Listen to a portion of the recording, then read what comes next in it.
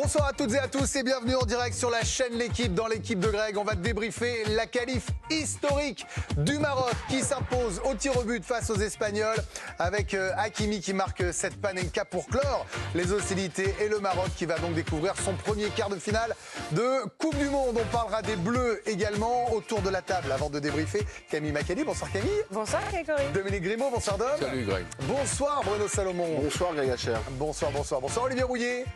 Bonsoir. Oh, il est bien calme. Bonsoir Djibril Cissé. Et bonsoir Raphaël Semaoun. Avant de débriefer cette qualification historique du Maroc pour les quarts de finale de la Coupe du Monde, deux infos. C'est la soirée des coups de tonnerre avec l'Espagne éliminée par le Maroc. Et ce soir, Raphaël, une grande première. Oui, selon les médias portugais, ça va nous être confirmé d'ici quelques instants. Cristiano Ronaldo devrait débuter sur le banc des remplaçants pour son huitième de finale avec le Portugal contre la Suisse. Cela faisait depuis l'Euro 2004 que Cristiano Ronaldo ne commencerait pas un match décisif en phase finale, hors blessure ou suspension. Donc coup de tonnerre du côté de cette équipe du Portugal. Cristiano Ronaldo remplaçant. C'est officiel, ça vient de tomber à l'instant. Je viens de recevoir le push, mon Rafou. Enlevez-moi ce point d'interrogation, mettez-moi un point d'exclamation. Autre info concernant les Bleus, c'est une déclaration de Noël Le Graët chez nos confrères du Figaro. Oui, exactement. Noël Le Graët, dans un entretien au Figaro, déclare qu'il souhaite que Didier Deschamps reste à la tête de l'équipe de France, même en cas d'élimination en quart de finale de la Coupe du Monde. Bon, bah écoutez, on bouscule tout. Déjà, l'émission est un peu redite, mais c'est pour la belle chose. C'est la qualif du Maroc, l'élimination de l'Espagne, là, au tir au but, il y a quelques secondes. Les stats du match, Raphaël, entre l'Espagne et le Maroc. Oui, un match qui est allé lors de la séance de tir au but. Il y a eu 3 ratés du côté espagnol dans cette séance de tir au but, dont 2 joueurs du Paris Saint-Germain, Sarabia, Soler. Mais c'est un joueur du Paris Saint-Germain qui, lors de cette séance de tir au but, a marqué le tir au but victorieux. Vous le voyez, les statistiques pendant les 90, les 120 minutes n'ont plus trop d'importance désormais, on le sait. Le Maroc va disputer son premier quart de finale de Coupe du Monde. Dominique Grimaud, est-ce Oui. que cette qualif du Maroc est un immense exploit ?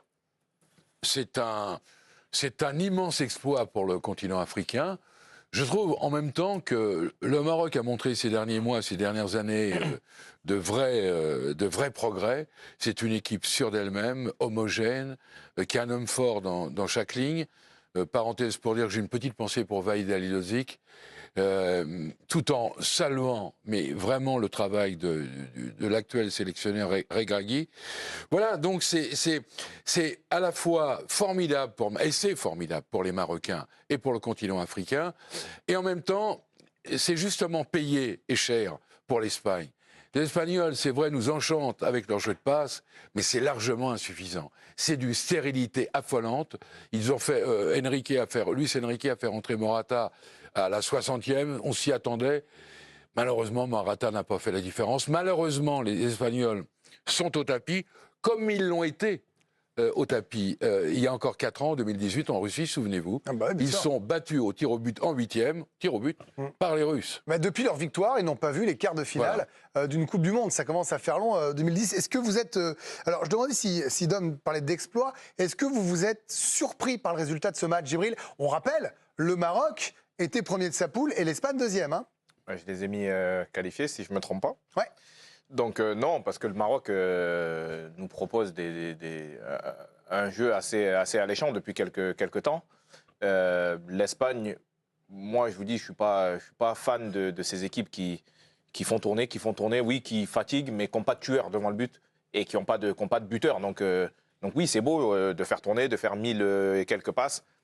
Mais si la finition n'est pas là, ça sert un peu à rien. Et encore, ils auraient pu perdre bien 2-0 parce que l'attaquant marocain a eu deux occasions, je pense, où il a paniqué un peu. Mais non, moi, je suis pas. Pour moi, c'est pas un exploit. C'est presque logique. C'est pas logique, mais je suis pas surpris. Ok. Raphaël, vous vouliez la parole. Vous on levez l'a la main. vu, Qu'est-ce qui se passe ? la première qualification de l'histoire du Maroc en quart de finale de Coupe du Monde. Je voulais juste rajouter 2 chiffres. Première sélection africaine à remporter une séance de tir au but. Et première sélection africaine de l'histoire à réaliser 3 matchs sans encaisser de but dans une Coupe du Monde pour les Marocains. C'est la 4e nation africaine de l'histoire à atteindre les quarts de finale d'une Coupe du Monde. Après le Cameroun, après le Sénégal, après le Ghana, il y a désormais le Maroc pour cette édition. Avec un changement de sélectionneur, comme l'a rappelé Dominique il y a 3 mois. Veid El Jawzi qui a quitté, alors qu'il les avait qualifiés, le Maroc. Et là, ils sont devenus infranchissables. Voilà, de manière assez dingue. Olivier, vous avez commenté la séance de tir au but. Ils ont quand même, je trouve, une solidité défensive et même mentale, ces Marocains, assez impressionnante. Dire qu'il n'y avait pas beaucoup d'affolement. Il y a eu des actions en toute fin de match espagnol, mais on les a sentis concernés jusqu'au bout, les Marocains. Voilà, ils ont été concernés jusqu'au bout, dans un esprit hyper collectif, dans un moral à toute épreuve, parce qu'ils ont été mis en difficulté, même si, effectivement, en termes de véritable occasion de but. On n'en a pas eu beaucoup pour les Espagnols, mais ils ont été en difficulté, notamment dans les prolongations sur quelques débordements de Williams, qui les a mis en difficulté. Mais il y a le poteau de Sarabia à la 120e. Le poteau de Sarabia, mais il est compliqué à mettre quand même. C'est vrai. Mais il y a une démonstration d'un jeu, d'une force collective qui est assez extraordinaire. Parce que vous aviez quand même des joueurs qui étaient avec des crampes ou même des débuts peut-être de contracture, mais qui sont restés sur le terrain, qui ont continué à courir, qui ont continué à défendre. Mais moi, ce qui m'a le plus surpris, c'est cette tranquillité du gardien de but sur les tirs au pénalty. Il a été serein, il a été tranquille, aidé, me semble-t-il, par un petit peu de... Je ne sais pas comment je pourrais dire pour les Espagnols. J'ai trouvé que la façon dont ils ont tiré les pénaltys... Un peu comme les Japonais hier, c'était léger. Mon Dieu, mais manquant de conviction, manquant de détermination. C'est le sentiment que j'ai eu, vous voyez. Alors, c'est peut-être pas le bon, mais en tout cas, mais le gardien marocain, impeccable. Extraordinaire. Et Olivier, c'est exactement ça, l'homme fort du Maroc, Yacine Bounou, qui est évidemment mis en avant sur les réseaux sociaux. Vous allez voir les caches quand c'est Bounou qui les garde. Un mur complètement, héros de tout un continent, Yacine Bounou. Ou encore, ça va plaire à Greg, cette petite référence Bounou aujourd'hui. Et juste, je voulais vous montrer également les unes en Espagne. Et évidemment, quel gâchis ce mondial pour As. Sport qui titre l'Espagne qui échoue au penalty. Et pour Marca, le fiasco de l'Espagne. Le Maroc nous renvoie à la maison. Tremblement de terre en Espagne. Oui, et encore une prolongation qui a été disputée par l'Espagne dans un tournoi majeur. Là, ça ne s'est pas très bien passé. C'était la 5e prolongation sur les 5 derniers matchs à élimination directe, Coupe du Monde et Euro confondus. Seulement 2 qualifications finalement sur ces 5 fameux matchs en tournoi majeur au bout d'une prolongation. Et vous voyez que sur ces 5 matchs en prolongation, 4 sont allés jusqu'à la séance de tir au but. Et ça n'a pas souri pour cette équipe espagnole. La seule fois où ils étaient passés, c'était face à la Suisse, souvenez-vous, à l'Euro. Mais ensuite, ils avaient été éliminés. Ça va devenir un petit peu compliqué pour Enrique. Parce que Enrique, à la sortie du match contre le Costa Rica 7-0, il a commencé à nous dire, je vous l'avais annoncé, je voulais pour montrer l'efficacité offensive de son équipe, qui ce jour-là a joué quand même contre presque des piquets. Et on s'est aperçu que dans les matchs suivants, c'était quand même à chaque fois compliqué pour les Espagnols. Parce qu'il n'y a pas que ce match-là. On rappelle, ils menaient contre le Japon. Hein. Ouais, mais c'était compliqué. Alors avec un jeu, on peut critiquer tout ce qu'on veut. C'est vrai que... Je crois qu'il y a 1004 ou 1006 au niveau des passes. Un truc comme ça. Passes non, mais c'est impressionnant. Ouais. Mais à l'arrivée, effectivement, n'ayant pas un homme comme Djibril dans la surface de réparation comme point de fixation, manquant de réalisme offensif, donc ça va être problème pour le coach. Problème pour le coach et un peu bis repetita, on va s'intéresser aussi à l'Espagne. Parce que là, ces prolongations, c'est toujours pareil, ce manque d'avancante pour finir les matchs. Et ça vous emmène jusqu'au bout sans encaisser, c'est sans doute pas un hasard. Bruno, est-ce que vous les avez trouvés suffisants? C'est ma première question sur l'Espagne.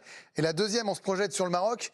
Vous étiez inquiet avant d'entrer en émission parce que malgré la joie de la qualif, vous trouviez qu'ils allaient avoir des blessés pour l'écart. Alors, en fait, je ne les ai pas trouvés suffisants, je les ai trouvés ennuyeux. Les Espagnols, ce côté handball, possession de balle vraiment stérile, c'était inintéressant au possible. Et effectivement, la générosité, parce qu'il ne faut pas oublier que les Marocains, à la 102e, c'était Chedari qui a un face-à-face, on se demande comment Unai Simon le sort. Franchement, cette équipe était ennuyeuse, mais moi, vraiment, c'est cette équipe du Maroc qui me plaît depuis le début. Mais effectivement, là entre Aguerd qui est sorti en pleurs, blessé, entre Saïs qui a fini avec des crampes strappées. Franchement, ils vont au bout d'eux-mêmes. Juste pour rappeler, Tu soulignais tout à l'heure, Greg, que Regragui, il a pris cette équipe il y a 3 mois. Il a eu 3 matchs de préparation et il a 4 matchs désormais de vie commune avec ce groupe. Et bilan des opérations, ce groupe, en fait, il est avec un 11 de départ type. Il les fait jouer depuis le départ, c'est les mêmes. Et il les emmène au bout, mais ce qui est logique dans un sens. Et il est en train de sortir une quintessence extraordinaire. Il vient de balayer les démons de 86. Il a balayé Lothar Matthaus à la 87e minute de jeu. Il a tout balayé. Ça fait 3 mois qu'il est là. Il est en train d'emmener le Maroc au-dessus de tout. Et cette équipe marocaine, elle est fantastique d'abnégation. Et franchement, quand tu vois Hakimi, il a une cuisse en vrac. Le PSG va le retrouver cassé complet, mais il donne tout. Quand tu le vois avec sa Panenka au tir au but à la 120e alors qu'il a plus de jus, il est topissime. J'adore cette équipe du Maroc et c'est pas parce que je l'ai vu jouer, je l'ai commenté pour Cette équipe, Bruno, cette équipe du Maroc 2022 est infiniment supérieure à celle qui s'était qualifiée pour les quarts en 1986. Parce qu'il y a plus de joueurs qui du 8e. Ils perdent en 8e contre les Allemands. Ils perdent en 8e contre les Allemands, Matthaus 87, 88e. Une star qui était Mary Crimo. Voilà, c'est ça. Mais là, il y a des joueurs, et vous l'aviez dit, qui jouent dans tous les plus grands clubs européens ou africains. Et juste, Bruno parlait de Walid Regragui. Alors, il y a eu 4 nations africaines qui sont qualifiées pour les quarts de finale d'une Coupe du Monde. Lui, c'est le premier sélectionneur africain à atteindre les quarts de finale de Coupe du Monde. D'habitude, c'est des sélectionneurs non africains qui réalisaient cet exploit. On a trouvé un nouveau surnom des Lions de l'Atlas. Regardez cette belle une sur le site de l'équipe, les As de l'Atlas, qui crée l'exploit. Plutôt joli comme image. Ouais, ça marche vraiment très très bien. On rappelle, les Marocains en quart de finale, c'est historique. Premier quart de finale pour les Lions de l'Atlas qui affronteront soit le Portugal, soit la Suisse. On aura l'occasion d'en parler. Je rappelle que Ronaldo ne sera pas titulaire ce soir avec le Portugal. C'est l'autre coup de tonnerre de la journée. On a le bracket, le tableau. Pays-Bas-Argentine, Croatie-Brésil, Angleterre-France. Et après, ce sera Maroc, Portugal ou Suisse. Oui, Bruno. Je veux juste rajouter une chose pour vraiment appuyer quand même sur ce qu'a fait le Maroc. Ils sortent la Belgique en poule. Ouais. La Belgique. Ouais. Là, ils tapent l'Espagne. Ils sortent l'Espagne et ils finissent devant la Croatie, qui est quart de finaliste aussi. Enfin, on est sur un niveau. Mais je vous dis, par contre, dans 6 jours, je ne sais pas dans quel... On en parlait derrière. Je ne sais pas dans quel état ils seront. Mais là, si on savoure ce soir, pour le côté marocain, si on savoure, vous avez réfuté, mais tranquillement, le terme d'exploit, Djibril. Mais est-ce que dans cette Coupe du Monde, où finalement on semblait s'acheminer vers des quarts plutôt traditionnels ou logiques, est-ce que ça, c'est l'exploit du mondial, sortir l'Espagne? Par rapport à ce qu'on a vu, hein. Je ne vous dis pas par rapport à leur force. Toujours pas. Toujours pas. Je dirais que c'est le soleil de la Coupe du Monde. Sinon, on allait vers une photographie, l'éternelle photographie, le Brésil, l'Argentine et l'Europe. Et bien heureux qu'on ait le Maroc en quart de finale. Mais ça ne fait que confirmer quand même, malgré tout, on s'aperçoit quand même qu'il y a eu beaucoup des clubs qui ont été africains, qui étaient en huitième de finale. Et c'est, vous l'avez dit, je pense que c'est le fait que tous ces joueurs viennent jouer en Europe.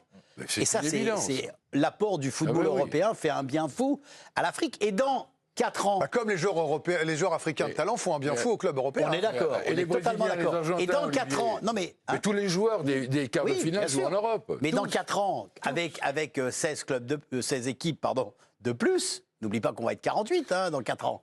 Donc il y aura beaucoup plus encore de pays d'Afrique. Donc là aussi, il va y avoir 9 pays africains. 9 a priori qui seront qualifiés. 9 pays africains. Il va y avoir encore des choses. Au niveau des forces et des joueurs de qualité de plus en plus. Et c'est une très bonne chose. Et quand tu regardes cette équipe marocaine, si tu fais le CV de tout le monde, Mazraoui côté gauche, c'est le Bayern, Hakimi côté droit, c'est le PSG. On a le meilleur. Bounou est quand même l'année dernière est nommé quand même meilleur gardien du championnat espagnol, la Liga. On n'est pas non plus avec le kiki moyen qui sort de nulle part. Et le phénoménal Amrabat.